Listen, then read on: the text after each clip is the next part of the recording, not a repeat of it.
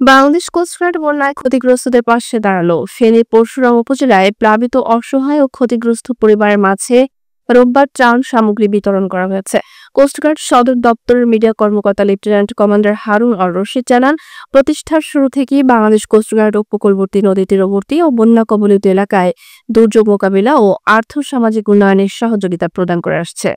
পাশাপাশি সমুদ্র ও নদী তীরবর্তী এলাকায় শান্তি শৃঙ্খলা রক্ষায় জননিরাপত্তা নিশ্চিত করতে কাজ করে যাচ্ছে। টানা ভারী বর্ষণ এবং উজান থেকে নেমে আসা পানির কারণে ফেনীর ছাগলনাইয়া, ফুলগাজী, পরশুরাম ও সদর উপজেলার নিম্নাঞ্চলগুলোতে ব্যাপক জলাবদ্ধতা ও বন্যা সৃষ্টি হয়। এদের সহস্রাধিক পরিবার বাস্তুচ্যুত হয়ে আশ্রয় কেন্দ্রে অবস্থান গ্রহণ করেছে এবং অনেকেই পানিবন্দী হয়ে মানবেতর জীবনযাপন করছে। ১৩ জুলাই বাংলাদেশ কোস্টগার্ড পূর্ব জোনের উদ্যোগে পরশুরামের সাতকুচিয়া, দক্ষিণ বেড়াপাড়িয়া, শৈলিয়া, সাহেবনগর ও চিতুলি এলাকায় বন্যা কবলিত অসহায় ও ক্ষতিগ্রস্ত পরিবারের মাঝে ত্রাণ সামগ্রী বিতরণ করা হয় এবং প্রয়োজনীয় সহায়তা প্রদান করা হয়।